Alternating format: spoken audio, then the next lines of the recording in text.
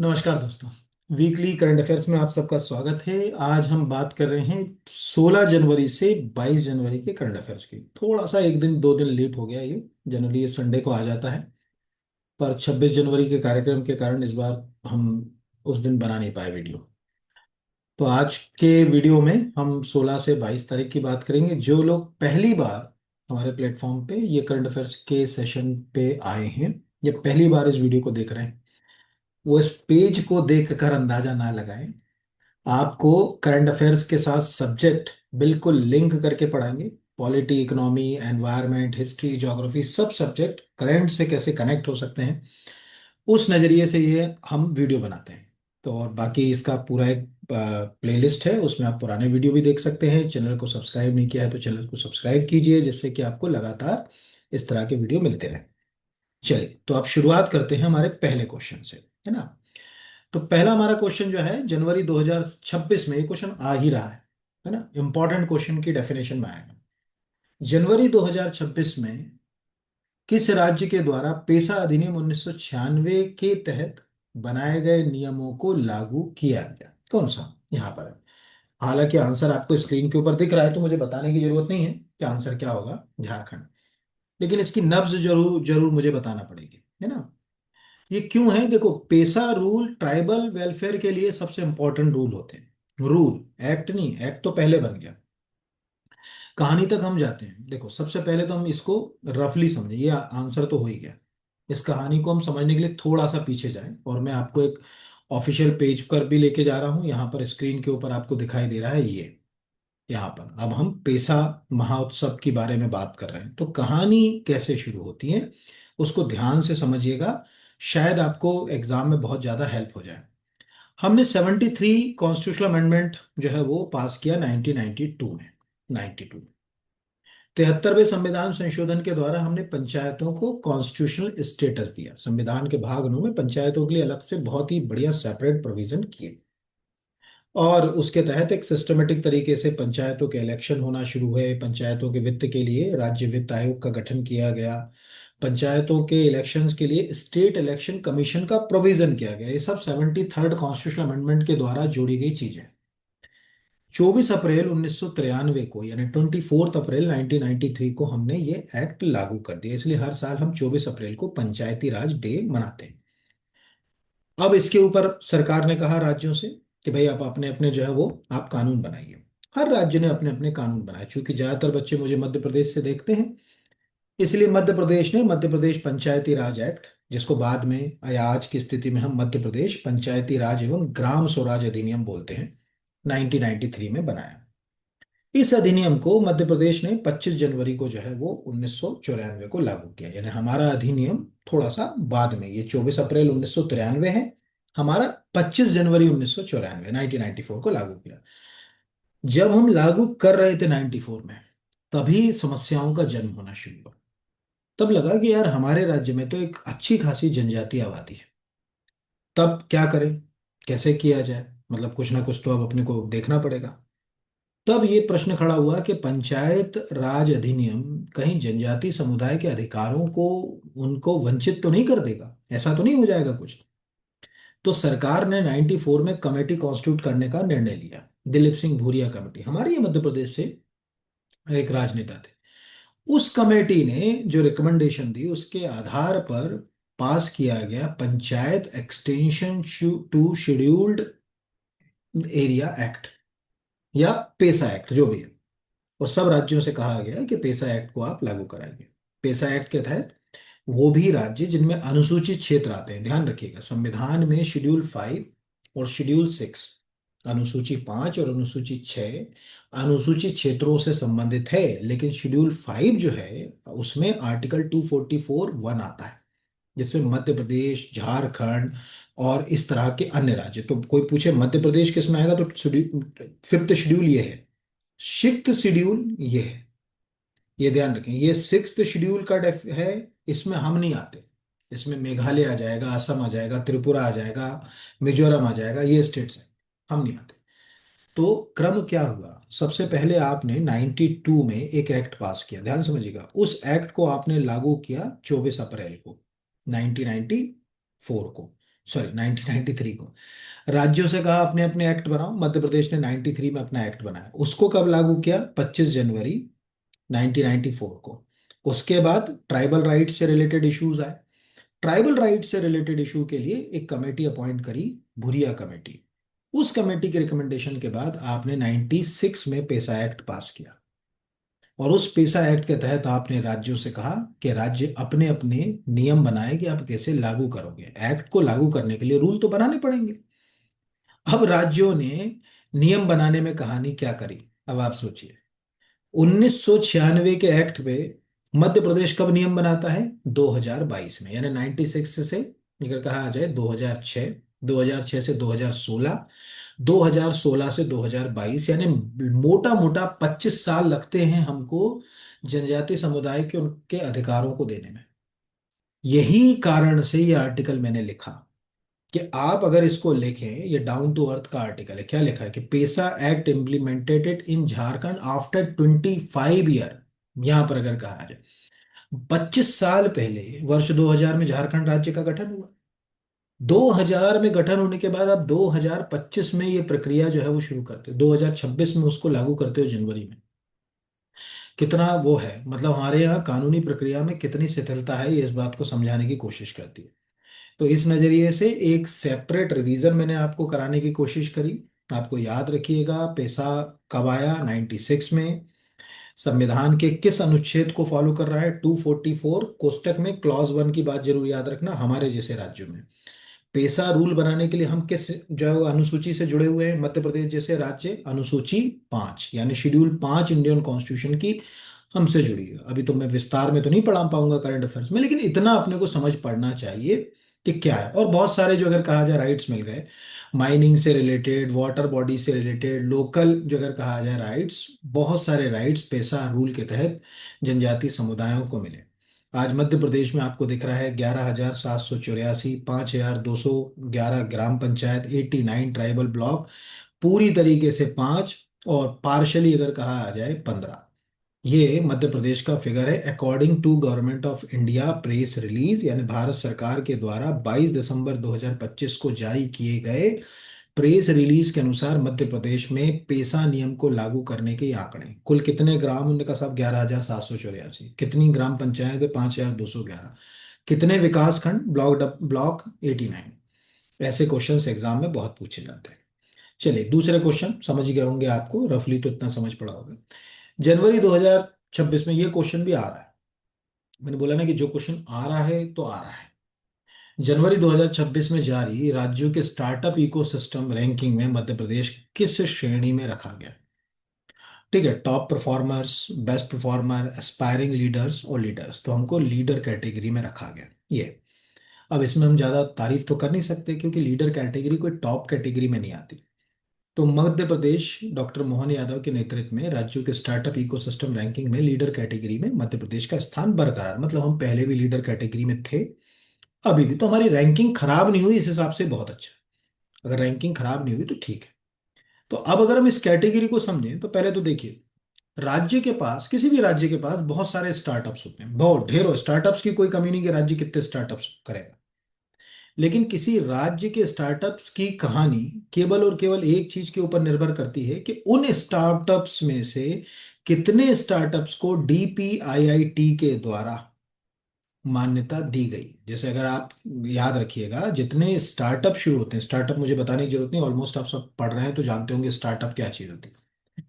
तो department of promotion of industries, ठीक है, एंड इंटरनल ट्रेड, जो कि वाणिज्य एवं उद्योग मंत्रालय के अंतर्गत आता है, हिंदी में वाणिज्य और उद्योग मंत्रालय के अंतर्गत आने वाला डीपीआईआईटी या उद्योग एवं आंतरिक व्यापार संवर्धन विभाग स्टार्टअप्स को मान्यता देता है। ठीक है, यहां पर अगर कहा जाए स्टार्टअप इंडिया की शुरुआत हमने 2016 में इस पहल को शुरू किया, और 10 साल हमने अपने इस स्टार्टअप पैटर्न को जो है वो शुरू कर दिया डीपीआईआईटी के तहत। अब लगा क्या राज्य जो अगर कहा जाए कि इसमें आगे कैसे बढ़े, तो हमने स्टार्टअप रैंकिंग की शुरुआत करी, जिससे कि कम से कम राज्यों के बीच एक फेयर कंपटीशन हो और राज्य आगे आने के लिए प्रयास करें। हर राज्य उस स्टार्टअप रैंकिंग में अपनी स्थिति को सुधारने के लिए अपनी स्टार्टअप पॉलिसीज में समय समय पर बदलाव करता है। जैसे मध्य प्रदेश की बात करें तो अभी मध्य प्रदेश, आपको मालूम होगा कि उसने 2025 में ही अपनी स्टार्टअप पॉलिसी बनाई, एमपी स्टार्टअप पॉलिसी 2025। उसी के तहत हमने भी थोड़ा बहुत ठीक किया। अब यहां पर देखेंगे जो टॉप परफॉर्मिंग स्टेट है, यानी जिनने बहुत अच्छा किया, तो एक तो ये है नेशनल स्टार्टअप अवार्ड्स में अलग अलग कैटेगरीज में जो अवार्ड है, जैसे एग्री इनोवेशन में महाराष्ट्र को मिला। ठीक है, यहाँ पर बेस्ट जो है वो अगर कहा जाए, मतलब ये वाले तो हमारे काम के हैं। हाँ, आप में से कोई मान के चलो महाराष्ट्र का स्टूडेंट है, उसको पता होना चाहिए यार एग्री इनोवेशन का अवार्ड किसको मिला, महाराष्ट्र को मिला। आप में से कोई बिहार पीएससी की तैयारी कर रहा है तो कम्युनिटी डेवलपमेंट जो अगर कहा जाए कैटलिस्ट के लिए बिहार को मिला। इस पूरी लिस्ट में हम अपनी जगह नहीं बना पाए। मध्य प्रदेश, अगर मैं मध्य प्रदेश के विद्यार्थियों के हिसाब से सोच रहा हूँ तो यहाँ पर आप देखिए कहीं हमारी जगह नहीं, इसमें किसी भी जगह। हाँ, यूपी, अगर आप सीधी सी बात है यूपी पीएससी कर रहे हैं तो विजनरी अवार्ड ऑफ इंफ्रास्ट्रक्चर किसको दिया स्टार्टअप में, उत्तर प्रदेश को। अगर आप जो अगर कहा जाए दिल्ली की कर रहे हैं तो सप्लाई चेन स्टार्टअप के लिए स्टार्टअप अवार्ड किसको दिया, दिल्ली को। अगर आप राजस्थान की तैयारी कर रहे हैं तो राइजिंग स्टार अवार्ड किसको दिया, राजस्थान को। ये आप अपने स्टेट्स का यहाँ स्क्रीन को रोक रोक कर भी आप देख सकते हो। मैंने धीरे धीरे इसलिए चलाता हूँ इसको कि आप कम से कम पूरा स्क्रीन रोक कर देख लो।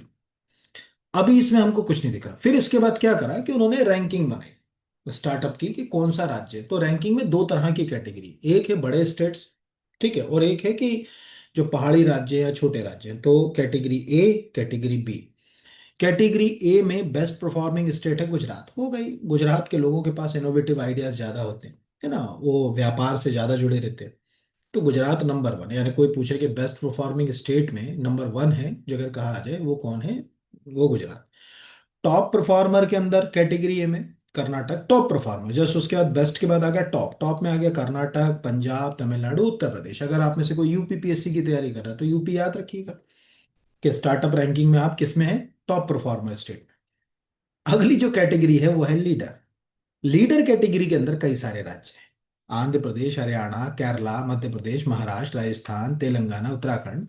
तो अगर आप यूपी पीएससी, राजस्थान पीएससी की तैयारी कर रहे हैं, अगर आप महाराष्ट्र पीएससी की तैयारी कर रहे हैं, या आप मध्य प्रदेश पीएससी की तैयारी कर रहे हैं, तो ये क्वेश्चन आपको आएगा कि स्टार्टअप इंडिया रैंकिंग में मध्य प्रदेश को किस कैटेगरी में रखा गया है। वो चार ऑप्शन देगा आपको यहीं से उठाकर। First one is top performer, second is जो अगर कहा जाए best performer, third is leader, fourth is अगर कहा जाए एस्पायरिंग लीडर कैटेगरी।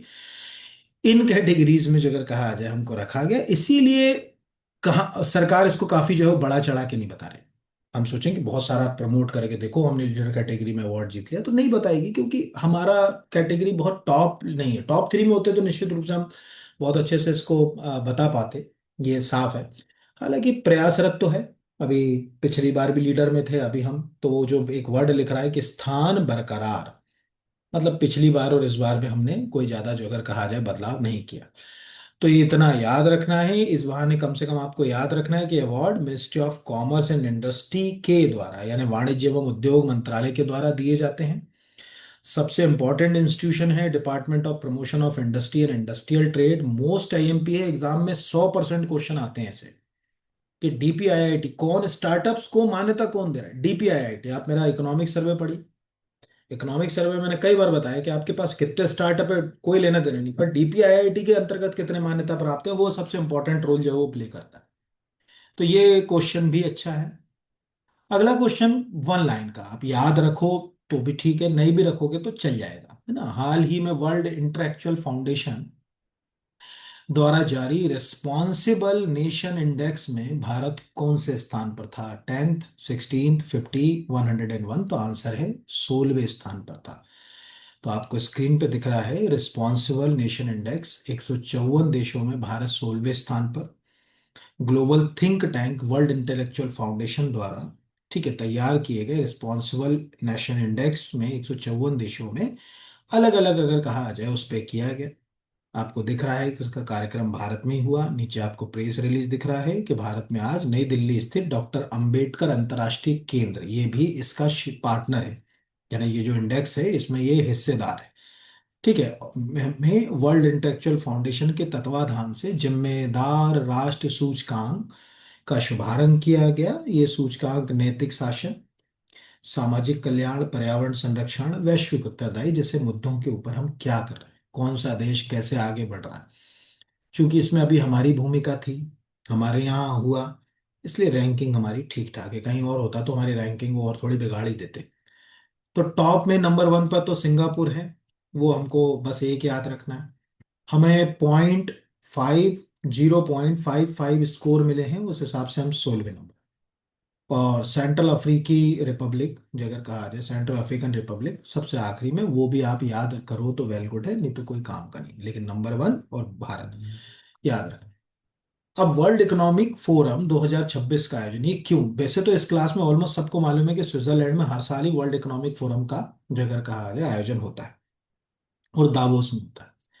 और हमारे राज्य के मुख्यमंत्री इसमें शामिल होते ही हैं। ऐसा नहीं कि हमारे राज्य के मुख्यमंत्री शामिल नहीं होते। जब कमलनाथ मुख्यमंत्री थे तब वो भी जाते थे, जब श्री शिवराज सिंह चौहान मुख्यमंत्री आए वो भी जाते थे, डॉक्टर मनमोहन सिंह आते थे वो भी जाते थे। तो अब जब श्री कमलनाथ ने भी यहाँ से प्रतिनिधित्व किया तो उन्होंने भी बहुत सारे बातें वहां पर जाके बोली। अब ये क्यों इंपॉर्टेंट हो गया? ऐसा कौन सा हो गया? एक तो हमारे यहाँ से चले गए तो कौन सी बड़ी चीज हो गई? दिख रहा है कि दावोस में दूसरे दिन मध्य प्रदेश की वैश्विक निवेश की तकनीक सहयोग को दी गति। यहाँ पर हमारे यहाँ से गए, हमारे लिए इतना हो गया। जैसे आपको दो प्रश्न है इसमें। पहला है कि वर्ल्ड इकोनॉमिक फोरम की बैठक कहाँ होती है? एक थिंक टैंक की तरह काम करता है वर्ल्ड इकोनॉमिक फोरम। ठीक है, स्विट्जरलैंड से ऑपरेट हो रहा है, दावोस में हर साल बैठकें कराता है। ये तो बच्चों वाला हो गया। ऑलमोस्ट मुझे लगता है कि सभी, अगर कहा जाए, के लिए काम का है। आखिर इसमें हम इतना अंदर क्यों जा रहे हैं यहाँ पर? ठीक है, हमारे जाने के पीछे के कारण है दो क्वेश्चन। एक क्वेश्चन है गाजा वाला। ठीक है, ध्यान समझिएगा, दो क्वेश्चन बता रहा हूँ इसी से लिंक करके। गाजा वाला, अब आपको कि गाजा वाला, ये जो वर्ल्ड इकोनॉमिक फोरम की जो बैठक हुई दावोस में, इसी समय अमेरिका के राष्ट्रपति ने एक बम फोड़ा। बम फोड़ने का मतलब यहाँ पर ये मत समझना है कि कोई जगह कहा जाए बम सच में फूट गया। उन्होंने ये कहा कि हम एक बोर्ड ऑफ पीस बना रहे हैं जो गाजा को, जो अगर कहा जाए, रिकंस्ट्रक्ट करेगा। और $1 बिलियन के साथ कोई भी देश इसका सदस्य बन सकता है। भारत से भी रिक्वेस्ट करी, अभी भारत ने कोई रिस्पॉन्स किया नहीं। चूंकि भारत से अब उनको लगा कि भारत को कैसे अपने पाले में किया जाए, तो इनडायरेक्टली उन्होंने एक रास्ता अजय बग्गा के थ्रू किया। आपको ऑलमोस्ट इस क्लास में सबको मालूम है कि भारतीय मूल के अजय बग्गा गाजा पुनर्निर्माण के लिए बोर्ड ऑफ पीस में शामिल है ना। 17 जनवरी को अमेरिका के गाजा संघर्ष को खत्म करने के लिए भारतीय मूल के अजय बग्गा को गाजा पुनर्निर्माण बोर्ड ऑफ पीस में नॉमिनेट किया गया। बग्गा 3 मई 2023 को वर्ल्ड बैंक के, जो अगर कहा जाए, अध्यक्ष चुने गए थे। इस नजरिए से देखा जाए कि सॉफ्ट कॉर्नर, उन्होंने कहा ठीक है भाई, बग्गा से डिस्कशन कर लिया सरकार ने, क्या करना चाहिए, क्या वो $1 बिलियन देना चाहिए, नहीं देना चाहिए, उसमें शामिल होना चाहिए, नहीं होना चाहिए, वो बात के मुद्दे हैं। इस नजरिए से क्वेश्चन इंपॉर्टेंट हो सकता है। अजय बग्गा न्यूज में आ गए मतलब यहाँ पर। बाकी तो हालांकि मैंने जितने भी नाम लिए, चाहे वो परमेश्वर अय्यर हो वो भी वर्ल्ड बैंक से जुड़े, इंदरमित गिल हो वो भी वर्ल्ड बैंक से जुड़े, गीता गोपीनाथ हो वो आईएमएफ से जुड़ी, बड़ी जानी मानी हस्ती थी आईएमएफ में। ठीक है, तो वो उस नजरिए से हमारे लिए इंपॉर्टेंट हो सकता है। तो इस कारण वो दावोस वाला क्वेश्चन ऐसे काम का नहीं है कि वर्ल्ड इकोनॉमिक फोरम का गठन की बैठक कहाँ हुई। काम का ये वाले क्वेश्चन से। और इसी क्वेश्चन से मैं आपको एक क्वेश्चन और दे रहा हूं, ध्यान सुनिए। आप में से कितनों को मालूम, चूंकि गाजा अब न्यूज में रहेगा कुछ वर्षों तक, यानी लगभग साल भर तो रहेगा। आप में से कितनों को मालूम है कि गाजा की, अगर आप यूपीएससी की तैयारी कर रहे हैं तो इसलिए आपको गिफ्ट है क्वेश्चन।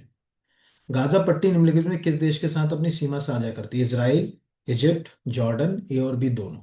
अब आपको अपनी कॉपी पे, जैसे हर वीक में कम से कम आपको मैप रीडिंग, जैसे लास्ट ही वीक मैंने क्या बताया था आपको कि डेनमार्क के पास जो ग्रीनलैंड है उसके अधिकार को लेकर अमेरिका का विवाद है। तो मैंने बताया था कि ग्रीनलैंड यूरोप में नहीं आता, ग्रीनलैंड नॉर्थ अमेरिका में आता है, यानी वो उत्तर अमेरिका महाद्वीप का भाग है, ना कि यूरोप का भाग। जबकि डेनमार्क यूरोप के अंतर्गत आता है। इस नजरिए से वो क्वेश्चन मैंने पिछले वीक भी आपको मैप रीडिंग में बताया था। अभी आपको दिख रहा है कि इसराइल के साथ सीमा साझा कर रहा है लेबनान, सीरिया, ठीक है, जॉर्डन और इजिप्ट। ये सब जो अगर कहा जाए आपस में, ये इसराइल के साथ ये सब लड़ भी चुके हैं। लेकिन इनमें अगर हम गाजा स्ट्रिप को देखें तो गाजा स्ट्रिप केवल एक तरफ से इसराइल से, दूसरी तरफ से इजिप्ट से और तीसरी तरफ से मेडिटेरियन सी से लगी हुई। यानी ये अपने लिए काम का है कि दो अलग अलग प्रश्न पूछे जाएं। जैसे आपसे कोई पूछे कि गाजा किससे, तो इससे जुड़ा हुआ है, दूसरा अगर कहा जाए मेडिटेरियन से जुड़ा हुआ है, और तीसरा अगर कहा जाए इसराइल से जुड़ा हुआ है। ये कॉपी में आपने अगर लिख लिया तो आपको एग्जाम में, आप सोचिए अगर मैं आपसे प्रश्न दे देता एक सिंपल सा प्रश्न आपसे पूछता कि इनमें से किसकी सीमा गाजा स्ट्रिप से लगती है?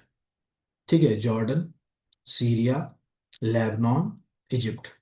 क्या आप कंफ्यूज नहीं हो जाते? अपनी ईमानदारी से सोचना जरूरी है एग्जाम के लिए, अपनी ईमानदारी से, क्योंकि हम पढ़ तो रहे हैं खूब, इंटरनेट पे सूचनाओं का जो जाल है उसका हिस्सा बन रहे हैं, लेकिन उस नजरिए को नहीं समझ पड़ रहा है कि क्यों इम्पोर्टेंट। देखो, इन जॉर्डन के लिए गाजा स्ट्रिप उतना महत्वपूर्ण नहीं है, सीरिया के लिए नहीं है, लेबनान के लिए सबसे ज्यादा गाजा स्ट्रिप जो है, अगर कहा जाए, दो देशों के लिए महत्वपूर्ण, इसराइल और इजिप्ट। और यही रीजन है कि अगर आप इसराइल के इन देशों से युद्ध के इतिहास को देखेंगे तो सबसे पहला चर्चित युद्ध आपको इजिप्ट के साथ ही मिलेगा।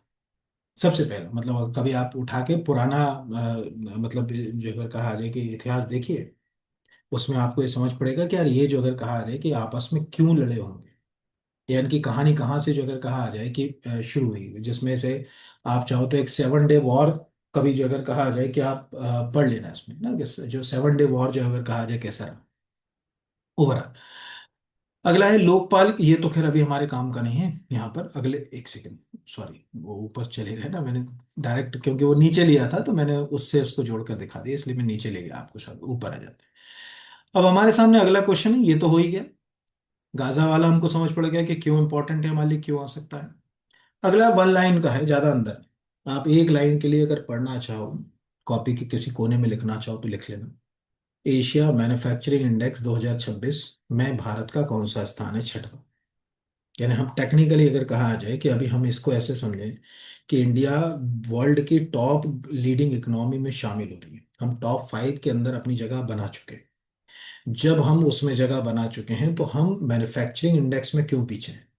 इससे सिद्ध है कि भारत में प्राइमरी सेक्टर और ट्रिशरी सेक्टर के बीच में जो मैन्युफैक्चरिंग सेक्टर आता है, विनिर्माण उद्योग, वो कमजोर है। और यही भारत के अंदर कि आप दुनिया की एक बड़ी अर्थव्यवस्था हो लेकिन आप लोगों की पर कैपिटल इनकम नहीं बढ़ा पा रहे हैं, क्योंकि विनिर्माण से आपके पास, ऐसे समझ लो ना, किसी किसान के पास बहुत सारा गेहूं है ना, बहुत सारा गेहूं है, एक दुकानदार उससे बनी ब्रेड बेचने के लिए तैयार है, लेकिन हमारे पास ब्रेड बनाने के लिए फैक्ट्री नहीं है, तो दोनों लाभ नहीं उठा पाएंगे। तो हमें सबसे पहले तो मैन्युफैक्चरिंग इंडस्ट्रीज को प्रमोट करना है। जिस दिन भारत की अर्थव्यवस्था में मैन्युफैक्चरिंग का कंट्रीब्यूशन सबसे ज्यादा हो जाएगा ना, उस दिन हम ऑटोमेटिकली जो अगर कहा जाए लोगों की इकोनॉमी और अर्थव्यवस्था को बढ़ा पाएंगे, मतलब आय को अर्थव्यवस्था में। तो दिख रहा है चीन नंबर 1, उसका कारण है कि आपकी टेबल के ऊपर जहां आप पढ़ रहे हैं, अगर आप हर चीज को पलट के देखेंगे तो इतना तो विश्वास है कि एक या दो चीजों के पीछे मेड इन चाइना लिखा हुआ मिल जाएगा, चाहे वो लैपटॉप हो, चाहे वो मोबाइल हो, चाहे कहीं अन्य चीज हो, उसके पीछे का तर्क आप समझ ही गए होंगे, क्योंकि वो मैन्युफैक्चरिंग में काफी आगे हैं। अब है आईएमएफ ने वर्ष, ये क्वेश्चन भी मोस्ट आईएमपी, मोस्ट आईएमपी क्यों है? देखो, पहले हमारी जो आईएमएफ ने ग्रोथ रेट बताई थी उसको उसने बढ़ा दिया, कम नहीं किया, बढ़ाया। जब बढ़ाया तो सरकार भी कहेगी देखो हमारा, हमारी ग्रोथ रेट इंटरनेशनल एजेंसी जो तय कर रही है उससे ज्यादा बता रही है, हमको तो वो कम आंक रही थी, अब तो वो हमारे बारे में कह रही है। तो आईएमएफ ने वर्ष 2025-26 के लिए भारत की विकास दर का अनुमान बढ़ाकर कितना कर दिया? 7.3। आपको द हिंदू का आर्टिकल है, द हिंदू का आर्टिकल क्या कह रहा है कि पहले वो हमारे लिए ग्रोथ रेट टारगेट कर रहे थे, जो अगर कर जाए अर्लियर एस्टिमेट में 6.6 यहाँ पर है ना। अब जो अगर कहा आ जाए कि उन्होंने इसकी जगह कह दिया कि अब हम 7.3 तक रखेंगे, तो इसीलिए जो अगर कहा आ जाए आपको ये याद रखना है। बाकी तो अब आईएमएफ की मतलब जो रिपोर्ट्स आती हैं, उन रिपोर्ट्स के अंदर भी हम देखेंगे, उन रिपोर्ट्स में भी हमको समझ पड़ेगा कि वो हमारी रैंकिंग को जो है वो कैसे सुधार रहे, कम कर रहे हैं। तो आने वाले समय में आप में से कितनों को मालूम है कि सबसे प्रसिद्ध जो रिपोर्ट है आईएमएफ की वो कौन सी है, जिसमें ये रैंकिंग के बारे में और ज्यादा प्रिडिक्शन साफ आएगा? तो उसका नाम है वर्ल्ड इकोनॉमिक आउटलुक रिपोर्ट। तो world economic outlook report generally तो अक्टूबर में आई थी अभी, ठीक है। अगला जो लास्ट एडिशन आया था वो कब आया था? अक्टूबर में आया था। नेक्स्ट जब world economic outlook report publish होगी तो निश्चित रूप से हमको ये बात समझ पड़ गया कि उसके अंदर भारत शायद 7.3 के रूप में जो है वो अगर कहा जाए दिखाया जाएगा। अब जैसे अगर कहा जाए अभी इसकी रिपोर्ट के ऊपर काम हो रहा है, अभी इसका एक पार्शियल पेपर तो आ ही गया है, पर देखेंगे उस पार्शियल पेपर के बाद पूरा पेपर कब आता है। अगला प्रसिद्ध उद्योगपति मोहनलाल मित्तल, जिनका जनवरी 2026 में निधन हो गया, उनकी कंपनी आरसेल मित्तल। बहुत बड़ा क्वेश्चन नहीं है क्योंकि प्रधानमंत्री जी ने शोक व्यक्त किया है। आपको मालूम होगा लक्ष्मी मित्तल जी का नाम आपने सुना होगा, है ना, एक जाने माने बिजनेस टाइकून है। और दुनिया भर में जो स्टील कंपनीज हैं और स्टील बनाने वाला जो इंडस्ट्री है उसमें उनका बहुत बड़ा नाम है, क्योंकि उनके पास एक कंपनी जो भारत की नहीं है, उन्होंने टेक ओवर करी, आर्सनेल मित्तल। उससे मित्तल ने ग्रुप ने टारगेट उसको टेक ओवर किया, इसलिए कंपनी का नाम पड़ गया आर्सनेल मित्तल बोलते हैं उसको। तो उसमें तो बस एक स्टील इस्पात, अगर आपको लिखना हो तो आप लिख लेना, मतलब मुझे ज्यादा नहीं लगता कि और कोई क्वेश्चन आएगा। ये बिल्कुल वैसा है जैसे कोई पूछे कि रिलायंस किस सेक्टर में काम करता है, हमें दिखता है कि हाँ भाई रिलायंस के बहुत सारे सेक्टर्स हैं, लेकिन रिलायंस की जो मेन है वो टेक्निकली अगर कहा जाए क्रूड ऑयल रिफाइनरी और रिफाइनरी प्रोडक्ट के ऊपर रिलायंस सबसे ज्यादा काम। वैसे ही कोई क्वेश्चन अगर कोई पूछना चाहे तो आपको पूछ सकता है, बाकी तो मुझे नहीं लगता कि कुछ और क्वेश्चन इसमें आएगा। अगला भी वन लाइन का है। देखो मैं बार बार अपने लेक्चर्स में इस बात को बताता हूँ कि आपको प्रश्न जो है वो दो तरह से आएंगे। एक जो अगर कहा जाए सीधा सीधा क्वेश्चन, और एक बच्चों वाला क्वेश्चन। सीधा सीधा क्वेश्चन जो अगर कहा जाए और बच्चों वाला क्वेश्चन होता ही है। और दूसरा जो पैटर्न होता है वो आता है थोड़ा सा अंदर वाला, जैसे पैसा। अभी झारखंड ने किया तो वो आपसे पूछेगा पैसा एक्ट कब बना, 1996। झारखंड जो अगर कहा जाए कौन से शेड्यूल में जाएगा, शेड्यूल 5 में कि 6 में, तो अपने को समझ पड़ा कि अच्छा शेड्यूल 5 में क्यों जाएगा, अगर जाएगा तो, है ना, ये चीजें। तो 20 जनवरी 2026 को विमोचित पुस्तक अमृत का प्याला राम जन्मभूमि चुनौती और प्रतिक्रिया के लेखक कौन है? सुरेंद्र कुमार पचौरी जो अगर कहा जाए वो जो है वो है। ये अपने को जो है वो याद रखना है इसमें, बाकी और कुछ याद रखने की जरूरत है नहीं। तो ये बुक का नाम, बस बुक का नाम अपने को याद रखना, बुक के नाम के अलावा और कुछ जो है वो याद करने की जरूरत नहीं है।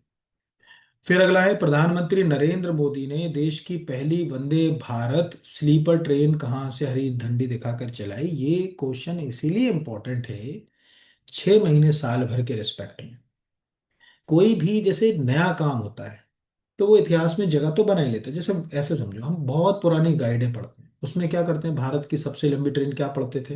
हिमसागर एक्सप्रेस, है ना, कश्मीर से कन्याकुमारी। अब हम पढ़ते हैं जो अगर कहा जाए विवेक एक्सप्रेस, कन्याकुमारी से असम के डिब्रूगढ़ तक, है ना। तो कोई चीज जैसे कहते हैं ना शताब्दी एक्सप्रेस, तो हमको यह है कि पंडित जवाहरलाल नेहरू के जन्म शताब्दी वर्ष को यादगार बनाने के लिए रेल मंत्रालय के द्वारा शताब्दी एक्सप्रेस जो है वो नाम से ट्रेनें चलाई। आज भी वो चीज है। जब उन्होंने ब्रेल कोच बनाया ट्रेन के अंदर, पहला ब्रेल लिपि वाला कोच बनाया, तो पुरुषोत्तम एक्सप्रेस याद रखने वाली चीज हो गई।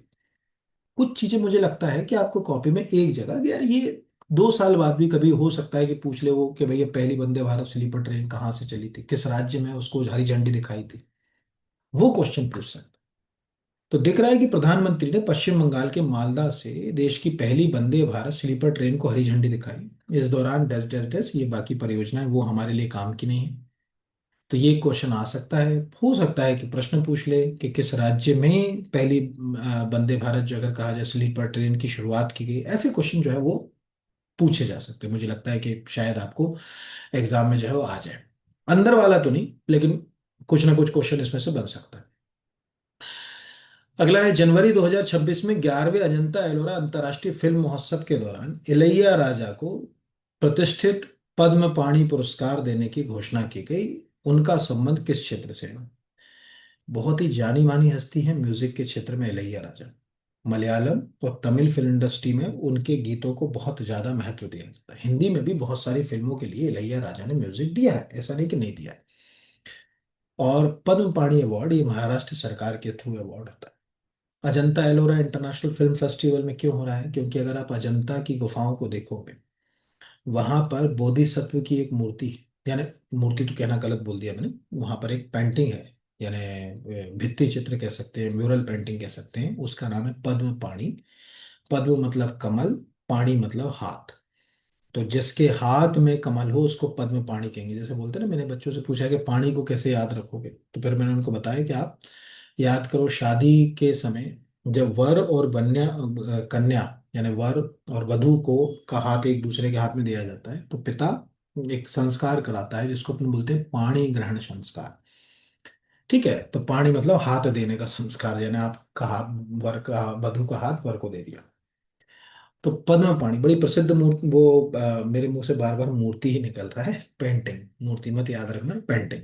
बहुत फेमस अजंता में पेंटिंग है। कभी आप बोधिसत्व की पेंटिंग पद्म पाणी टाइप करोगे तो आपको जो है मिलेगी सेम, जो कि क्योंकि अजंता के अंदर जो है वो जैसी पेंटिंग है, वैसी के वैसी लगभग अगर कहा जाए उसी पैटर्न की पेंटिंग्स आपको मध्य प्रदेश के अंदर बाघ की गुफाओं में दिखे, बाघ में भी। तो वहां जैसे अगर कहा जाए तो यहाँ भी अगर आप देखेंगे कि कभी जाइए बाघ में, अगर कोई बाघ का होगा धार जिले का तो वो जानता होगा कि वहां एक कैब नंबर 2 है। उसमें जो पेंटिंग है वो भी पद्म पाणी जैसी पेंटिंग, उसमें भी हाथ में कमल लिए हुए बोधिसत्व की पेंटिंग। उसको बोधिसत्व पेंटिंग ही कहा जाता है। कैब नंबर 2 यानी गुफा क्रमांक 2 ये धार का बाग में है। उसको लिंक करके मैंने बताया।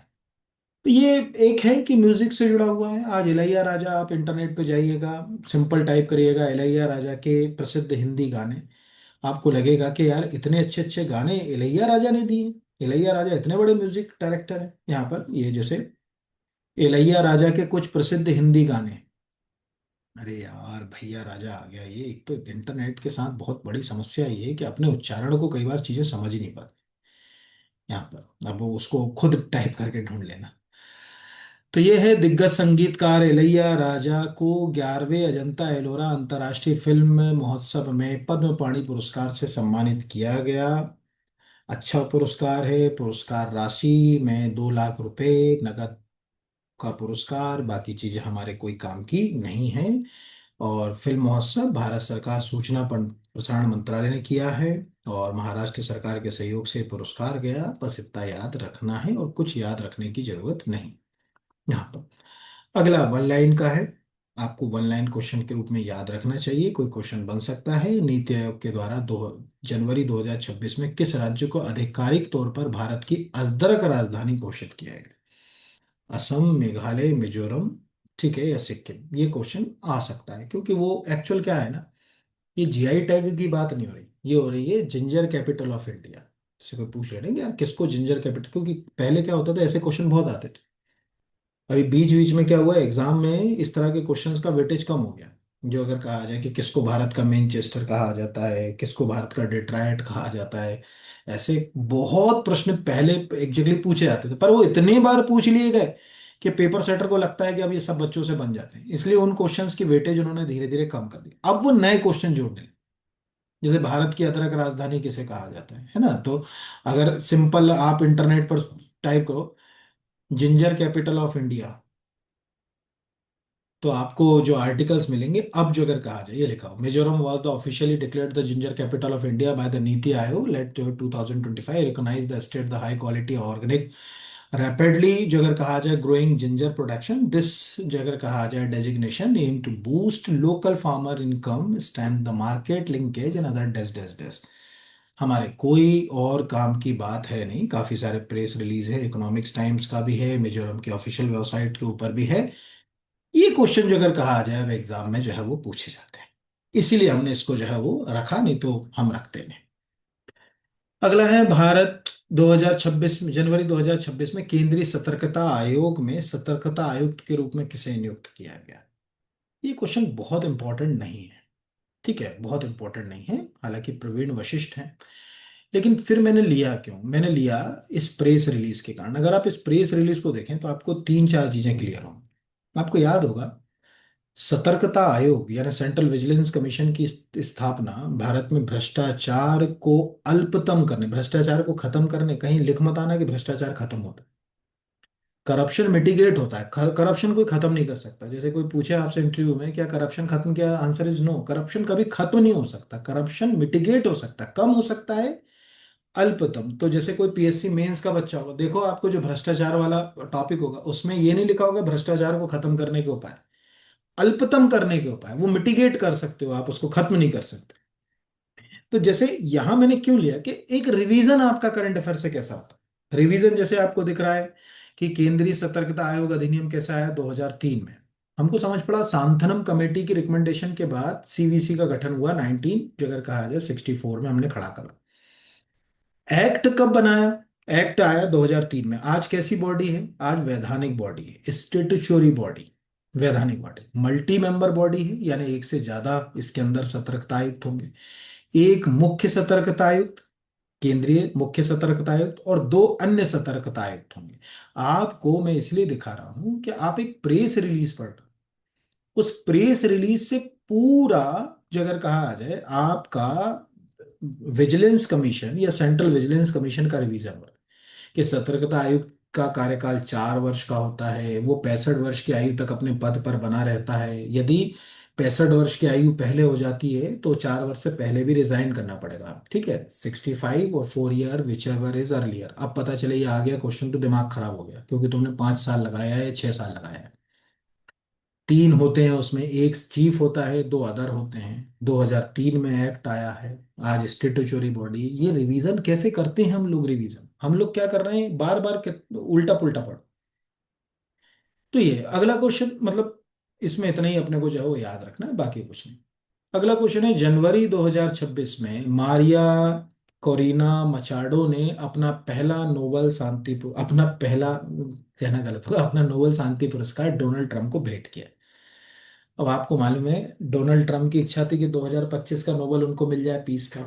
उनको नहीं मिला, ये मिल गया मारिया कोरिना मचाडो को। टेक्निकली किसी को अपना अवार्ड देना, ये उस अवार्ड की गरिमा के खिलाफ। अवार्ड आपको आपकी उपलब्धियों के लिए दिया गया है, किसी अन्य की उपलब्धियों के लिए नहीं दिया गया। तो उसकी गरिमा और सम्मान को बनाए रखने के लिए, उसका डेकोरम मेंटेन करने के लिए आप ये ध्यान रखें कि आप किसी और को समर्पित ना कर दें कि मैंने उसको जो दे दिया। हाँ, संपूर्ण समाज को समर्पित कर दो, एक अलग बात है, ठीक है। या जिनके कारण अवार्ड मिला, जैसे मान के चलो कि ऐसे समझ लीजिए कि आपको फिल्मों में कोई योगदान दिया आपने, उसके लिए मिला, तो आप पूरी फिल्म, जैसे मुझे याद है मोहनलाल, अब दादा साहब फाल्के अवार्ड मिला उनको। वो मलयालम फिल्म के बहुत बड़े हीरो हैं। उन्होंने अपना अवार्ड किसको डेडिकेट कर दिया? उन्होंने कहा कि मैं अब ये पूरा अपना अवार्ड जो है दादा साहब फाल्के, ये मलयालम फिल्म इंडस्ट्री को डेडिकेट कर। तो सही उसी से आ रहा है ना। तो यहाँ फिट नहीं बैठ रहा, कहाँ वेनेजुएला कहाँ अमेरिका, फिट नहीं बैठता। तो ये विवादों में आ गया। तो ये प्रश्न तो ऐसे भी आ सकता है कि 2025 में पीस की नोबेल प्राइज किसे मिली थी? तो आपको दिख रहा है दैनिक भास्कर में कि मारिया मचाडो ने अमेरिकी राष्ट्रपति डोनाल्ड ट्रंप को अपना पीस प्राइज दिया। उन्होंने कहा कि मैं उनको भेंट कर रही हूँ, उन्होंने भी बड़े से हर्ष ले लिया। ये अगर कहा जाए, ये डोनाल्ड ट्रंप हाथ में लिए खड़े हुए हैं। बस यही थोड़ी सी गड़बड़ी है। और इसका कोई क्वेश्चन जो है वो मुझे लगता है कि एग्जाम में जो है वो पूछा जा सकता है। अब कब पूछा जाएगा वो देखने वाली बात है। जब इनको अवार्ड मिला, ये दिख रहा होगा जिस दिन इनको मिला उस दिन इन्होंने गिफ्ट ही कर दिया। अब उसके पीछे राजनीतिक प्रक्रियाएं भी हैं, जो भी है हम अंदर ना जाएं। पर एज ए एग्जाम के हिसाब से देखा जाए, एज ए स्टूडेंट अगर सोचा जाए, तो ये क्वेश्चन जो है वो बन सकता है। मुझे लगता है कि इसमें कोई क्वेश्चन जो है वो एग्जाम में आपको आ सकता है। ठीक है, बाकी तो जो अगर कहा जाए कि एक इम्पोर्टेंट बात है यहाँ, भारत का पहला मेगा ग्रीन अमोनिया संयंत्र प्रोजेक्ट कहाँ स्थापित किया गया? गुजरात, उड़ीसा, मध्य प्रदेश, आंध्र प्रदेश। तो आंसर है आंध्र प्रदेश। वन लाइन का क्वेश्चन, वन लाइन का। ठीक है, इसके अलावा कुछ नहीं पढ़ना है यहाँ पर। अगर कहा जाए कुछ नहीं पढ़ना, बस इतना ही अपने को याद रखना है और कुछ नहीं याद रखना है ना। फिर अगला है, उत्तर प्रदेश का वह पहला शहर कौन सा है जहाँ ताजे कचरे कचरे का डंपिंग स्थल शून्य किया गया? मतलब जो हम लोग रोजमर्रा की घर में ताजा कचरा डालते हैं, उसको डालने के लिए उन्होंने पूरा कवर्ड और वो सब चीजें तैयार कर रखी है। उस हिसाब से तो ये कोई यूपीपीएससी का तैयारी कर रहा है, उस बच्चे के काम का है। एमपी वाले को तो ये क्वेश्चन कभी आएगा नहीं। मतलब कोई कहे कि क्या एमपी में क्वेश्चन का वेटेज है, तो नहीं, इसमें जो है वो आएगा नहीं। हाँ, प्रेस रिलीज मैंने आपको लगा दिया। First zero fresh best dump city जो है वो यूपी की कौन सी है, कोई पूछे तो वो लखनऊ है। अगर आप यूपी पीएससी को फोकस करते हो तो निश्चित रूप से मुझे लगता है कि आपके लिए एक हेल्दी क्वेश्चन हो सकता है। शायद आपसे ये क्वेश्चन एग्जाम वाला जो है वो पूछ सकता है ना। ये मुझे लगता है कि आपसे पूछा जा सकता है। अगला क्वेश्चन भी है कि केंद्र सरकार ने अटल पेंशन योजना को किस वर्ष तक जारी रखने की अनुमति दी? 2030-31। समझने वाला ये भी नहीं। ये भी वन लाइन का है, मतलब हम किसी जगह, हाँ, क्योंकि ये अभी चूंकि सीधे 5 साल बढ़ गई, तो हमारे दिमाग में आना चाहिए कि हाँ कब तक चलेगी। उन्होंने कहा साहब 2030-31 तक चलेगी। तो ये मध्य प्रदेश में भी दिख रहा है कि मुख्यमंत्री डॉक्टर यादव ने अटल पेंशन योजना वर्ष 2030-31 तक जारी रखने पर माना आभार।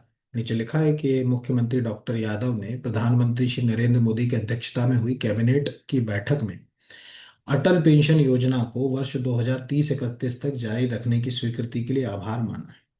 ठीक है, नीचे लिखा हुआ है कि उल्लेखनीय के सम्मानजनक और सुरक्षित वृद्धावस्था के लिए 60 वर्ष की आयु से, ठीक है, मासिक पेंशन प्रारंभ की जाएगी। ये एक क्वेश्चन हमारा हो गया, किसको मिलती, 60 साल, 62 साल, 65, 60, 70 साल, ऐसे कुछ भी आपसे पूछ ले, उस रिस्पेक्ट में आपसे पूछा है। अगला क्वेश्चन, आप में से कोई असिस्टेंट रजिस्ट्रार की तैयारी कर रहा हो ना, तब ये क्वेश्चन आएगा पेपर 1 में, बाकी में नहीं आएगा। जनवरी 2026 में ग्वालियर में आयोजित एनसीसी स्वर्ण पदक एनसीसी कार्यक्रम में स्वर्ण पदक जीतने वाली पूर्वोत्तर यानी नॉर्थ ईस्ट की पहली महिला या पहली व्यक्ति कौन बन गई, लेफ्टिनेंट केम सुना। अब आप कहोगे साहब उन्हीं को क्यों आएगा, क्योंकि उनको जो अभी असिस्टेंट रजिस्ट्रार का नया सिलेबस आया उस सिलेबस में ये एक टॉपिक जुड़ गया है। ठीक है, एनसीसी मतलब कोई पूछे अगर कहा जाए कि भाई क्या एनसीसी का टॉपिक जोड़ा है, हाँ, उस नजरिए से। और चूंकि ये इवेंट जो अगर कहा जाए मध्य प्रदेश के ग्वालियर से जुड़ा हुआ है, इसीलिए जो अगर कहा जाए ये क्वेश्चन जो है वो हमारे लिए इंपॉर्टेंट हो सकता है, या जो अगर कहा जाए इससे पूछा जा सकता है। और जिनको बाकी बच्चे सभी को मैं जो अगर कहा जाए ये आपको बता दूं कि जो मतलब ग्वालियर है वो एनसीसी के लिए, जो जैसे एनसीसी के कुछ हिंदुस्तान में जो मेन यूनिट्स हैं उसमें जो अगर कहा जाए ग्वालियर को रखा जाए। ये ध्यान रखिएगा, जैसे आप कई बार जो होता है ना कि एनसीसी के जो कार्यक्रम होते हैं, इवेंट्स होते हैं, उसके अंदर अब आप जाओगे तो आपको मालूम होगा कि ऑफिसर ट्रेनिंग एकेडमी एनसीसी की ग्वालियर में है। ठीक है, कभी आप जाओ, जैसे कोई पूछेगा कि एनसीसी ऑफिसर ट्रेनिंग एकेडमी कहाँ है, तो ग्वालियर में है। 64 में उसके बनने की प्रक्रिया शुरू हुई, 64 से वो काम, सॉरी 65 से काम कर, जो बच्चा ग्वालियर का होगा उसने हमेशा एनसीसी ऑफिसर ट्रेनिंग एकेडमी का नाम सुना होगा। ये बहुत इंपॉर्टेंट है, एनसीसी ट्रेनिंग एकेडमी। ठीक है, ये आप याद रखिएगा आज से, ये आपके लिए मैंने बता दिया, दिख रहा है, एनसीसी ट्रेनिंग एकेडमी मुख्य रूप से ऑफिसर ट्रेनिंग एकेडमी ग्वालियर महिला अधिकारियों के लिए स्थापित 1965, officer training academy OTC Kamati पुरुष अधिकारियों के लिए स्थापित। मोस्ट से मोस्ट आईएमपी क्वेश्चन हो सकता है, मोस्ट से मोस्ट मुझे वो आईएमपी क्वेश्चन जो है वो आपको पूछा जा सकता है, कि जैसे अगर कहा जाए कि इसके आगे आप जो है वो ग्वालियर लिख देते तो आपको ट्रेनिंग आ। तो ये ऑफिशियली भी आपको याद रखना, ऑफिशियली भी, ये ऑफिशियल वेबसाइट देख रहे हो आप, NCC officers training academy Gwalior establish 1965। तो ये वो असिस्टेंट रजिस्ट्रार का सिलेबस है ना, उसमें टॉपिक है ये। उनको क्वेश्चन तो आ ही रहा है, उनको कोई रोकेगा भी नहीं, मुझे ये तो पूरा विश्वास है कि उनको 99 नहीं 100% जो अगर कहा जाए प्रश्न ये पूछा जाएगा उन बच्चों को, बाकी किसी को आए ना आए तो अपनी जगह। अगला है जनवरी 2026 में क्रिकेट के इतिहास में अंडर 19 क्रिकेट में शतक बनाने वाले सबसे युवा कप्तान कौन, वैभव सूर्यवंशी, 1 लाइन का है ना, ज्यादा आपको याद नहीं करना, आपको सबको याद ही होगा क्योंकि अभी न्यूज में है। ठीक है, इसलिए मैंने लिया, पर मुझे नहीं लगता कि ऐसे क्वेश्चंस की कोई जो है वेटेज है, या कोई क्वेश्चन ऐसा बहुत ज्यादा पूछा जाए। इन क्वेश्चंस की वेटेज मतलब बहुत ज्यादा अगर कहा जाए इस तरह के क्वेश्चंस की कोई वेटेज है नहीं एग्जाम में। भारतीय मुक्केबाज विजेंद्र सिंह को हाल ही में किस परिषद का सदस्य बनाया गया, तो एशियन बॉक्सिंग काउंसिल का। अब ये ध्यान रखिएगा, इसमें आपके लिए दो क्वेश्चन जो है वो काम के। पहला कि वो आपसे सिंपल ही पूछेगा कि भारतीय खिलाड़ी विजेंद्र सिंह का संबंध, ठीक है, हो सकता है कि आपको अब भी याद हो कि हाँ भैया वो जाने माने जो अगर कहा जाए कि भारत के बॉक्सर है। लेकिन कई बार एग्जाम के समय अगर कुछ चीजों को रिवाइज ना करा जाए तो क्लैश हो जाता है कि यार वो बॉक्सर है यानी मुक्केबाज है, कि वो वेट लिफ्टिंग में है, कि वो एथलीट है, कि निशानेबाज है, कंफ्यूज हो जाता है बच्चा एग्जाम में।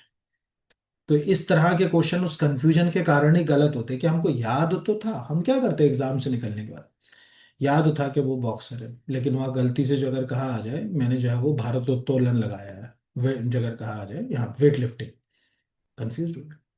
तो दो बातें हैं कि विजेंद्र न्यूज में है, और अभी जब तक जो अगर कहा जाए इसके मेंबर रहेंगे तो न्यूज में रहेंगे ही रहेंगे। तो जैसे न्यूज 18 पे क्या लिखा है कि विजेंद्र सिंह को एशिया मुक्केबाजी परिषद या एशिया बॉक्सिंग काउंसिल का सदस्य बनाया गया है। साल 2008 में बीजिंग ओलंपिक में ब्रॉन्ज मेडल जीत चुके विजेंद्र ने कहा कि वे खास तौर पर भारतीय मुक्केबाजों पर ध्यान देने के लिए हमारे खिलाड़ियों को आगे बढ़ाने के लिए काम करेंगे। जो भी है, हालांकि सबके लिए करना भाई, तुम मेंबर बने हो एशिया की काउंसिल में, तो ये एक बड़ी बुनियादी बात है। तो इस नजरिए से क्वेश्चन जो है वो आपको आ सकता है। अगला क्वेश्चन भी इंपॉर्टेंट है। इस क्वेश्चन में देखो, मैं आपको एक सब्जेक्ट का क्वेश्चन भी लिंक करा के पढ़ाऊंगा। हाल ही में चर्चा में रहे सत्येंद्र सिंह लोहिया, एमपीपीएससी 2 बार क्वेश्चन पूछ चुकी है प्री में। ये 2 बार आप देखोगे तो 2 बार अलग अलग एग्जाम्स में क्वेश्चन आ चुका है। पहला है कि वो पैरा स्विमर है। ठीक है, ये क्वेश्चन तो आ गया। अब ये क्वेश्चन क्यों काम का है, उस क्वेश्चन का उत्तर मैं यहां दिखा रहा हूं। ये मध्य प्रदेश का प्रेस रिलीज, इस प्रेस रिलीज में ने ब्लू कलर जानबूझ कर इंडिकेट कराया। मुख्यमंत्री डॉक्टर यादव ने दिव्यांग तैराक श्री लोहिया, ठीक है, के न्यूजीलैंड रवाना होने पर उनसे भेंट की। अब दिख रहा है कुक स्ट्रीट। अब आपको एक चीज समझ पड़ेगी, कुक जल संधि कहाँ है। न्यूजीलैंड में है, ठीक है, अमेरिका में है, ब्रिटेन में है, फ्रांस में है। ऐसे आपको कंफ्यूज करेगा। तो ज्योग्राफी का आपका जो अगर कहा आ जाए, आपका एक क्वेश्चन तैयार हो गया कि कुक स्ट्रीट यानी कुक जल संधि कहाँ पर स्थित है। एक सिंपल प्रश्न अगर आप इंटरनेट से पूछें, चूंकि वो जा रहे हैं और जब वो उस इवेंट को तैर कर पार करेंगे, उसमें कोई उपलब्धि हासिल करेंगे, तो हमारे समाचार पत्रों में उस उपलब्धि का उल्लेख किया जाएगा। इसीलिए हमको ये याद रखना है कि मध्य प्रदेश के जाने माने पैरा तैरा पद्मश्री विजेता विक्रम अवार्डी, उनको विक्रम पुरस्कार से सम्मानित किया जा चुका है, पद्मश्री से सम्मानित किया जा चुका है। सत्येंद्र सिंह लोहिया अपनी टीम के साथ जगह कहा जाए रवाना हुए। दूसरा प्रश्न मैंने कैसे आपको लिंक किया यहाँ पर, कि मैंने आपको एक सिंपल यहाँ पर दिखाया, हमने इंटरनेट के माध्यम से क्या जगह कहा जाए सूचना। एक सेकंड, 1 मिनट बेटा, वो सेलेक्ट हो गया। एक सेकंड होल्ड करिएगा ना। अब मैंने आपके सामने एक प्रश्न टाइप किया, कुक जल संधि कहाँ स्थित है। लिखा है कुक स्ट्रीट न्यूजीलैंड। लिखा है कि ये है न्यूजीलैंड के उत्तरी द्वीप नॉर्थ आइलैंड और दक्षिणी द्वीप को एक दूसरे से अलग करती है। यह जल संधि उत्तर पश्चिम में तस्मानिया सागर और दक्षिण में प्रशांत महासागर को जोड़ती है यहाँ पर, और न्यूजीलैंड की राजधानी वेलिंगटन के आसपास है। अभी मेरे लिए काम का क्या था, मेरे लिए काम का था कि चूंकि वो वहां जा रहे हैं, इसीलिए जो अगर कहा आ जाए कि मेरे लिए काम करो, ये बिल्कुल वैसा है कि जब हमारे किसी तैराक ने जो अगर कहा आ जाए इंग्लिश चैनल तैर कर पार किया, तब जो अगर कहा आ जाए कि क्वेश्चन आ गया कि भाई ये जो इंग्लिश चैनल है वो मतलब कहाँ पर है, या उस इंग्लिश चैनल का जो अगर कहा जाए रोल क्या है, किस भारतीय ने, तो वो इतिहास में अमर हो गई। आज एक इंडियन अगर इंग्लिश चैनल को तैर कर पार कर गया, तो आपको इतिहास के अंदर, और मैं समझता हूं कि आप में से कई लोगों ने जो अगर कहा जाए ये मतलब अगर कहा जाए पता हो गई होगा, उसको नाम भी पता होंगे, कि उसमें कुछ बताने की जरूरत है नहीं मुझे जो है अगर कहा जाए। इस तरह के प्रश्न एग्जाम में जो है पूछे जाते हैं। तो अब हमारी कहानी में आगे अगला जो है वो, हाल ही में किस राज्य ने दक्ष आयुष्मान पहल के तहत राष्ट्रीय स्तर पर सम्मानित किया गया। एक्चुअल आपको मालूम होगा आयुष्मान कार्ड बन रहा है भारत में, है ना। और उसके तहत जो इलाज होता है, उस इलाज में बहुत ज्यादा, ठीक है, भ्रष्टाचार भी है। फेक बिल लगाए जाते हैं, लोग हॉस्पिटलाइज नहीं होते हैं लेकिन उनके नाम से इलाज हो रहा होता है। ऐसी सभी समस्याओं को दूर करने के लिए दक्ष आयुष्मान चलाया जा रहा है, उसको कैसे एफिशिएंट किया जाए। उस पहल में जवाबदेही, ठीक है, और करप्शन आदि को रोकने की दिशा में बहुत इंपॉर्टेंट रोल है ना। तो आपको मालूम है कई लोगों के तो बने भी होंगे, लगा कि अरे यार गांव में ही है, इलाज कराया नहीं, लेकिन जो अगर कहा जाए हॉस्पिटलाइज दिखा रहे हैं। इन सब में जो आप सबसे अच्छा कर रहे हैं उसके लिए मध्य प्रदेश को अवार्ड दिया गया। हालांकि हर दिन कुछ ना कुछ केसेस आते हैं पेपरों में, बट प्रश्न पूछे कि दक्ष आयुष्मान में भारत का कौन सा राज्य सबसे अच्छा परफॉर्म कर रहा है, आप मध्य प्रदेश का आंसर दे सकते हो। बाकी कुछ और अपने को अंदर जाने की जरूरत नहीं है। आपको दिख रहा है कि दक्ष आयुष्मान पहल के लिए मध्य प्रदेश को पुरस्कृत किया गया, और नीचे लिखा है कि राज्य ने जीरो टॉलरेंस फॉर फ्रॉड नीति आदि के ऊपर काम किया है। दक्ष आयुष्मान पहल के माध्यम से मध्य प्रदेश ने आयुष्मान भारत प्रधानमंत्री जन आरोग्य योजना के अंतर्गत फ्रॉड की पहचान, रोकथाम, त्वरित कार्रवाई आदि के लिए काम किया है। बाकी मुझे कुछ नहीं लगता कि और आएगा। ये क्वेश्चन भी 1 लाइन का है, पर चूंकि हमने एक रिकॉर्ड बना लिया, इसीलिए कि हाल ही में मध्य प्रदेश के किस जिले ने एक ही दिन में 48,000 से अधिक महिलाओं और बालिकाओं के हीमोग्लोबिन परीक्षण कर एशिया बुक ऑफ रिकॉर्ड और इंडिया बुक ऑफ रिकॉर्ड में अपनी जगह बना। तो डिंडोरी, अब चूंकि ये न्यूज में ये रहेगा, और आपको हो सकता है कि प्रश्न ऐसे ही पूछ ले। ऐसे प्रश्न को कैसे पूछेगा? वो पूछेगा कि मध्य प्रदेश के किस जिले में एक ही दिन में सबसे अधिक महिलाओं और बालिकाओं के हीमोग्लोबिन टेस्ट करने का एशिया, जो है अगर कहा जाए, बुक रिकॉर्ड बनाया गया। तो मैं देख, अच्छा है, और ये रहेगा भी, क्योंकि अब जो है वो, अब कितने इसमें हुए टेस्ट, क्या हुआ, वो बात का मुद्दा है। अभी हाल फिलहाल तो मैं दिख रहा है। नीचे दूसरी लाइन आप पढ़ पा रहे हैं कि बेटी बचाओ बेटी पढ़ाओ योजना के अंतर्गत संचालित नवाचार, ठीक है, के तहत ये एक इनिशिएटिव है।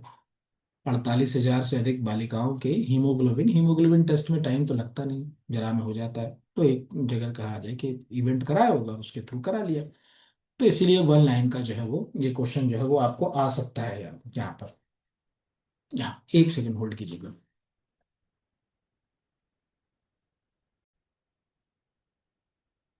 अगला वन लाइन का है। आप याद रखो, किसी जगह एक बार लिख के रख लेना, क्योंकि अभी हम काम कर रहे हैं कि मध्य प्रदेश के किस शहर में सहकारी क्षेत्र की पहली अत्याधुनिक राज्य स्तरीय डेयरी प्रशिक्षण प्रयोगशाला स्थापित की जाएगी, भोपाल। वन लाइन का दिख रहा है कि मध्य प्रदेश में बनेगी पहली सहकारी क्षेत्र की अत्याधुनिक राज्य स्तरीय डेयरी परीक्षण प्रयोगशाला। आम उपभोक्ता भी करा सकेंगे दूध और दूध उत्पादों की जांच। National dairy programme for dairy development के अंतर्गत हो रहा है, अब बन रही है। जब बन जाएगी तो न्यूज में आई जाएगी। तब ये प्रश्न पूछेगा कि मध्य प्रदेश की पहली मॉडर्न जो है वो स्टेट लेवल डेयरी, जगह कहा जाए, टेस्टिंग लेबोरेटरी कहाँ है? तो जगह कहा जाए, आप कहोगे कि भोपाल में। कोई आप में से एफएसओ, फूड सेफ्टी ऑफिसर का इंटरव्यू दे रहा हो, उससे प्रश्न पूछ लेगा कि बताओ भाई, कहाँ पर स्थापित कर रहे हैं अपन, क्या होगा? तो कहेगा साहब, इससे बेनिफिट होगा। कम से कम कोई भी व्यक्ति सैंपल करा सकता है, कोई सोसाइटी सैंपल करा सकती है दूध के, जिससे समझ पड़े कि कहीं कोई मिलावटी चीज तो हम लोग यूज नहीं कर रहे। ऐसे कई क्वेश्चंस इसमें बन सकते हैं।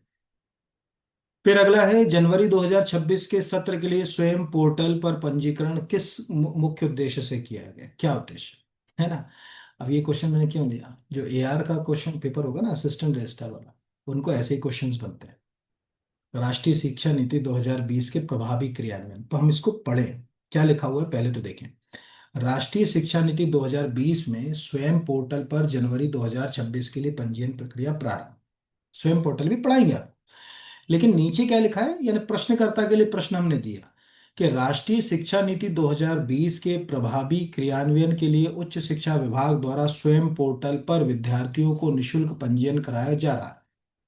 इन पाठ्यक्रमों का मुख्य उद्देश्य प्रत्येक विद्यार्थी को उत्कृष्ट सरल समावेशी शिक्षण सामग्री समान रूप से उपलब्ध कराना। स्वयं पोर्टल का लाभ अधिक से अधिक विद्यार्थियों को मिल सके, इसलिए डेस डेस डेस डेस।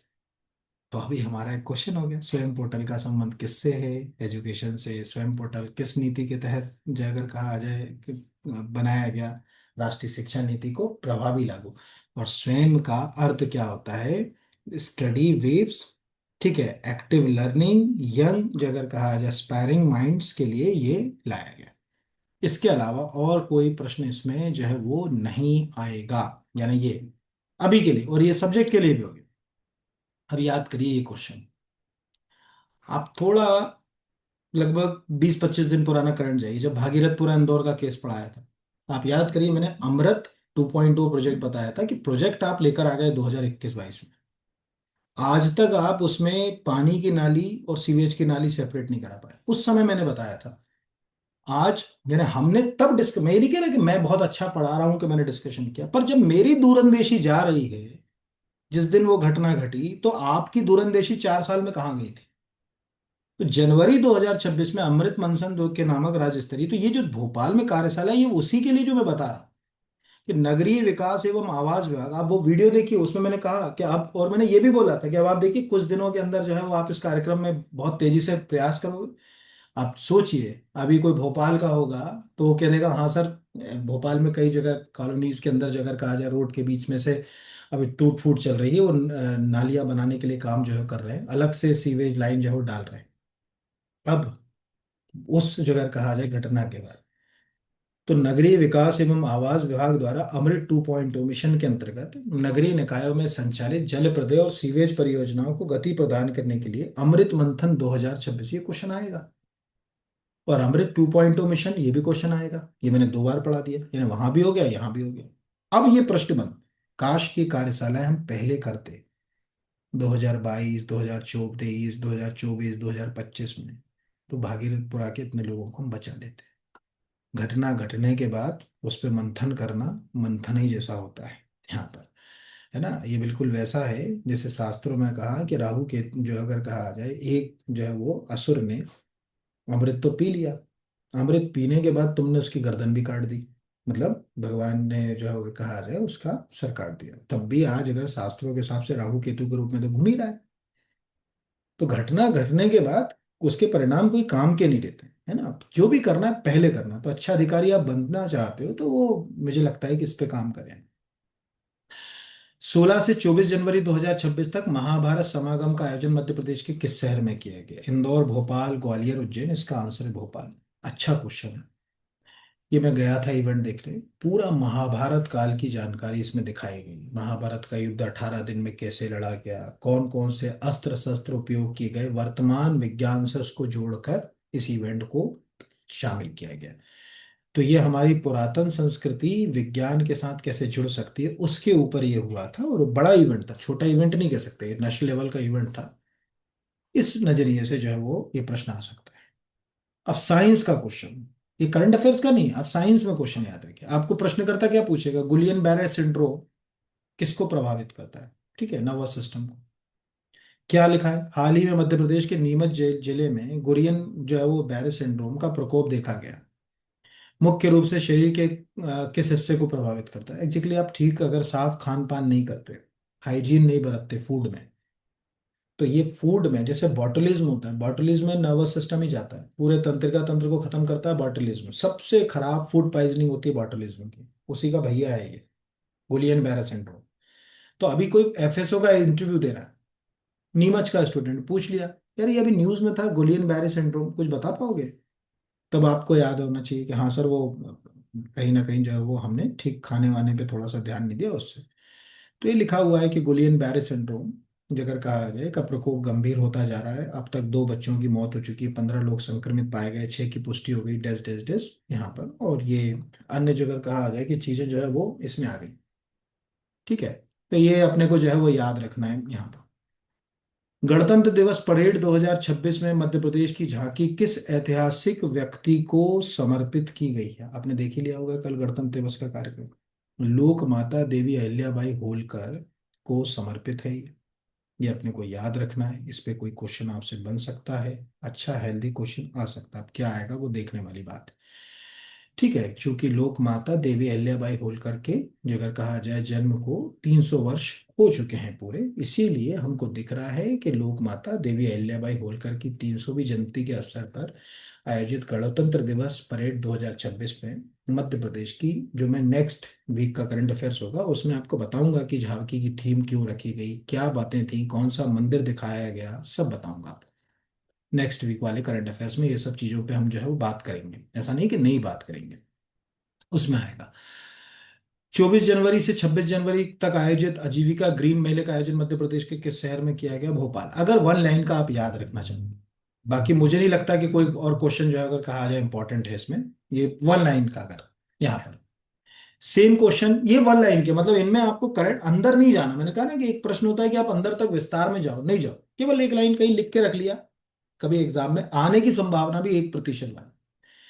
26 जनवरी 2026 में गठित मध्य प्रदेश राज्य दिव्यांगजन सलाहकार बोर्ड का अध्यक्ष किसे बनाया गया? ये भी वन लाइन का है, चूंकि अभी नया है। अब आपको जो दिख रहा है कि ये बोर्ड दिव्यांगजन अधिकार अधिनियम 2016, ये गलती से यहाँ 17 छप गया है इसमें, आपको ये भी ज्ञान होना चाहिए कि अधिनियम 2016 का है और उसके नियम 2017 में लागू हुए। अधिनियम लागू 2017 में हुआ, लेकिन अधिनियम 2017 में नहीं बना है, अधिनियम 2016 में बना है, ठीक है।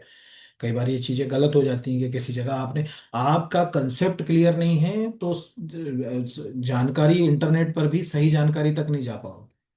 जैसे आज आप इंटरनेट पर टाइप करिए दिव्यांगजन अधिकार अधिनियम, 2016 ही आएगा, उसके अंदर 17 तो नहीं आएगा। कैसे उसको और बेहतर हम इम्प्लीमेंट करें, उसके लिए मध्य प्रदेश का सामाजिक न्याय एवं दिव्यांगजन सशक्तिकरण विभाग काम करता है। उसी के मंत्री जो अगर कहा जाए कि अध्यक्षता में, उसी विभाग के अध्यक्षता में, यानी मंत्री श्री नारायण सिंह कुशवाहा की अध्यक्षता में ये बोर्ड हमने गठित किया। सिंपल, कोई मुझे नहीं लगता कि ज्यादा अंदर का कोई क्वेश्चन पूछेगा। इन्हीं में से कोई क्वेश्चन आपसे पूछना चाहे तो पूछ सकता है, बाकी और तो जाएगा नहीं। अगला है, भारत के पहले एकीकृत निजी उपग्रह संयंत्र की आधारशिला कहाँ रखी? ये क्वेश्चन अच्छा है। ये क्वेश्चन अच्छा है, गुजरात में। इस पे आएगा, गुजरात के सानंद में भारत के पहले एकीकृत निजी उपग्रह संयंत्र की आधारशिला आज गुजरात के सानंद में, खुराज में। आप सानंद भी मत जाओ, कुछ भी मत, आप राज्य याद रखें। देश के पहले इंटीग्रेटेड प्राइवेट सैटेलाइट सेंटर या संयंत्र की आधारशिला रखी गई, जो भारत में आंतरिक प्रौद्योगिकी के क्षेत्र में एक महत्वपूर्ण उपलब्धि है।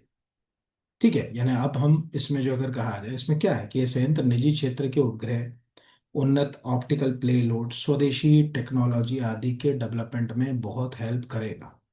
तो ये क्वेश्चन उस नजरिए से एग्जाम में जो है वो आपको पूछा जा सकता है, बाकी और कुछ भी नहीं यहाँ पर। अगला और आखिरी क्वेश्चन, इसके बाद जो है ये वाला क्वेश्चन तो मैंने आपको बता ही दिया था। आखिरी क्वेश्चन है सुनीता विलियम्स, बड़ा तो क्वेश्चन है नहीं, लेकिन अगर कहा जाए, हमसे पूछा है सुनीता विलियम्स ने पहली बार किस स्पेस शटल से अंतरिक्ष की उड़ान भरी? Columbia, Challenger, Discovery, Endeavour. देखो, आज भारत जिस गगनयान की बात कर रहा है, वैसे ही ये स्पेस शटल है। ठीक है, हम जिस अंतरिक्ष में जाने का सपना सहेजे हुए हैं और गगनयान की सोच बनाए हुए हैं, कोलंबिया, चैलेंजर, डिस्कवरी, एंडेवर, ये भी है। आप कहोगे आपने क्यों पूछा? हमने पूछा इसलिए कि सुनीता विलियम्स ने नासा में 27 साल की सेवा देने के बाद रिजाइन, मतलब जो अगर कहा जाए रिटायरमेंट ले ली। हमारे लिए तीन जो है वो चीजें काम की हैं। पहला, कि वो स्पेस में सबसे ज्यादा समय बिताने वाले दूसरी महिला थी। यहाँ लिखा है कि विलियम्स ने अंतर्राष्ट्रीय अंतरिक्ष स्टेशन में 3 मिशनों में भाग लिया, अंतरिक्ष में 608 दिन बिताए, जो नासा के अंतरिक्ष यात्रियों में दूसरा सबसे अधिक समय है, और 62 घंटे से अधिक नो स्पेस वॉक पूरी करी। किसी महिला के द्वारा ये सबसे अधिक है। वे अंतरिक्ष में मैराथन दौड़ने वाली पहली व्यक्ति भी हैं। इस तरह के क्वेश्चन जो अगर कहा जाए, ये दिखा है कि 2006 में स्पेस शटल डिस्कवरी से उन्होंने पहली जो अगर कहा जाए उड़ान भरी थी।